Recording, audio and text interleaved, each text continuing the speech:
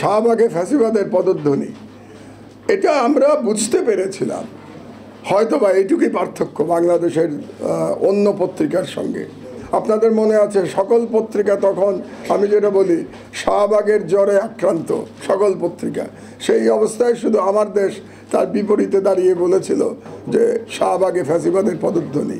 কারণ আমরা যে ফ্যাসিস্ট হাসিনার এবং ফ্যাসিস্ট আওয়ামী লীগের চরিত্রটা আমার দেশ ধরতে পেরেছিল, এবং শাহবাগ যে বেসিক্যালি ফ্যাসিস্ট হাসিনা এবং পার্শ্ববর্তী একটা দেশের ষড়যন্ত্রের একটা কেন্দ্র ছিল, এটা আমার দেশ ধরতে পেরেছিল, সেটা অন্যরা ধরতে পারে নাই। আজকে এই জুলাই বিপ্লবের মাধ্যমে 11 বছর পরে এটা প্রমাণিত হয়েছে যে আমার দেশের চিন্তা সঠিক ছিল। আজকের ইয়াং জেনারেশন এটা প্রমাণ করে দিয়েছে যে তারা আমার দেশের এই চিন্তাটাকে ধারণ করে। আমি তাদেরকে মোবারকবাদ জানাই।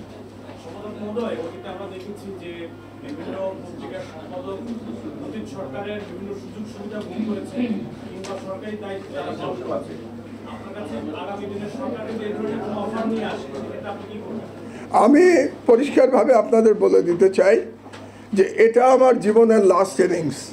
যারা ক্রিকেট খেলেন তারা বুঝতে পারবেন, এটা আমার জীবনের লাস্ট ইনিংস। এই ইনিংস শুধুমাত্র মিডিয়ার প্রতি উৎসর্গীকৃত। এই খেলাটা আমি মিডিয়ার ফিল্ডেই খেলবো, আর কোনো ফিল্ডে আমি যাব না। ইচ্ছা কখনো ছিল না। এই মিডিয়ার ফিল্ডে থেকে আমি জনগণের জন্য কাজ করবো ইনশাল্লাহ।